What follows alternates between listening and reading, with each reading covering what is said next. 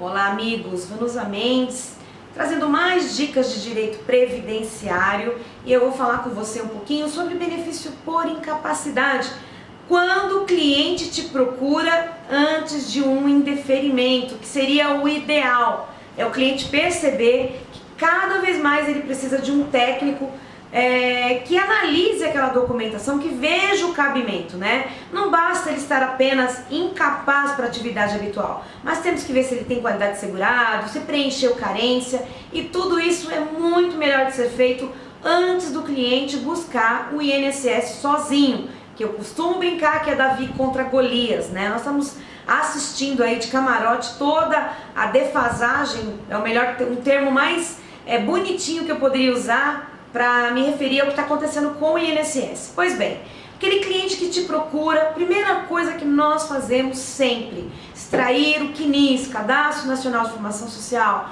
Isso para quê? Para a gente analisar se há qualidade de segurado. O INSS é um seguro e, como tal, ele só cobre sinistros, vamos dizer assim, contingência social de quem de fato é seu segurado. E como é que a gente analisa a qualidade de segurado?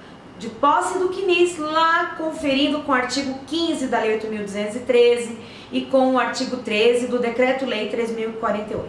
Tem qualidade de segurado? E aí nós vamos analisar carência, auxílio-doença, aposentadoria por invalidez, precisam de 12 contribuições lá, para um caso de uma filiação, primeira filiação, ou em caso de refiliação, 6 contribuições, tá? Carência é uma questão mais complicadinha, mas eu tenho um vídeo lá no YouTube falando de carência. Se eu tiver dúvida, me pergunta que eu te dou o link, tá? Mas então, o segurado já, você percebeu, ele tem qualidade de segurado. Você vai analisar a documentação médica dele. Primeiro, é uma documentação médica recente, que demonstre que atualmente ele está incapaz para aquela atividade habitual. Como é que a gente vê isso? Primeiro, muitas vezes o cliente nem sabe, mas ele tem direito ao prontuário médico. Código de Ética Profissional Médica garante que o cliente, que no caso o paciente, tem direito aos seus documentos médicos. Mediante um simples requerimento de próprio punho, ele tem direito, ele está abrindo o sigilo dele. Esses documentos são sigilosos, mas o próprio paciente tem direito de requerer aí até para fins previdenciários tanto um relatório médico quanto o prontuário. Prontuário normalmente a gente pede numa clínica, num hospital, em situações de internação, onde vai contar toda a história daquele tratamento, desde a parte de enfermagem, a parte médica, e onde nós podemos analisar tudo que ocorreu naquele tratamento. Se houve cirurgia, se houve exames, outros exames internamente. Daí temos então também o relatório médico, que é aquele médico assistencialista, um médico que cuida daquele paciente, vai narrar toda a história, todo o histórico daquele paciente, daquele tratamento. E se atualmente ele está incapaz para aquela atividade habitual que ele desenvolve. Por isso é importante, quando o segurado te procura, se ele não tem esse documento, você explicar para ele que é importante ele ter uma conversa franca com o médico dele, e que o médico dele possa expressar de fato o quadro dele atual num documento assinado, obviamente, com o CID, com a Classificação Internacional de Doenças. O que mais que é útil? Exames, mas todo exame? Exames que demonstrem que de fato há ali uma incapacidade ou alguma alteração que a gente possa relacionar com essa incapacidade. Lembrando, não é a doença em si que dá direito a benefício.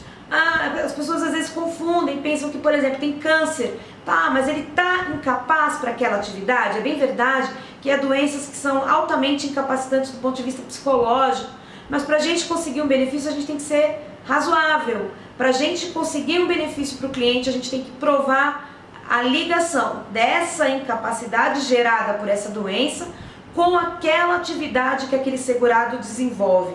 Eu sempre uso casos extremos para demonstrar, para ficar mais claro, tá? Eu sempre digo, por exemplo, de um segurado que tem uma patologia que até está sob controle, mas ele toma uma medicação, vamos imaginar uma medicação tarja preta, e ele opera em máquinas. Pois bem, nesse caso, o próprio medicamento pode ser um incapacitante, aí pode ser um agente incapacitante, tá? Você quer ver um outro caso? O mesmo paciente que dirige um caminhão e tenha lá uma medicação tarja preta, ele pode oferecer riscos não apenas para a sua integridade física propriamente dita, mas também para a integridade física de terceiro. Então é isso, sempre relaciona a atividade que o cliente desenvolve com aquela doença, com aqueles sinais e sintomas que aquela doença tem. Lembrando, na perícia administrativa, o advogado tem esse papel preliminar apenas, de selecionar os melhores documentos, de informar o cliente sobre os documentos que ele tem direito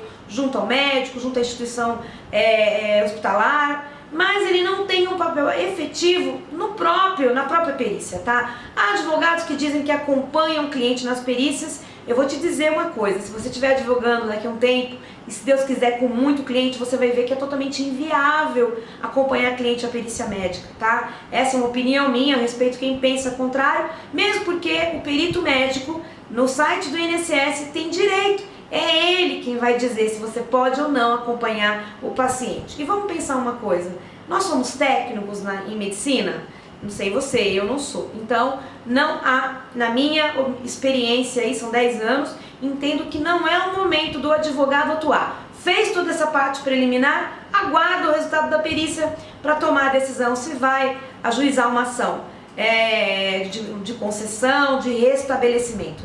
Detalhe, pessoal, recurso administrativo em benefício por incapacidade, ele costuma, eu vou dizer costuma para não dizer que é 100%, tá? Mas normalmente, quando não reconhecida a incapacidade, ou seja, o indeferimento se deu porque não foi reconhecida a incapacidade, esse recurso ele é inócuo. E por que isso? Quem é que vai analisar esse mesmo recurso? Quem vai fazer a análise do recurso na junta de recursos? Médicos peritos do INSS. E você já viu um médico desdizer outro, ainda mais sendo a perícia médica um ato administrativo que tem presunção de veracidade? Então, fica essa dica para você. Um grande abraço, estamos aí. Tchau!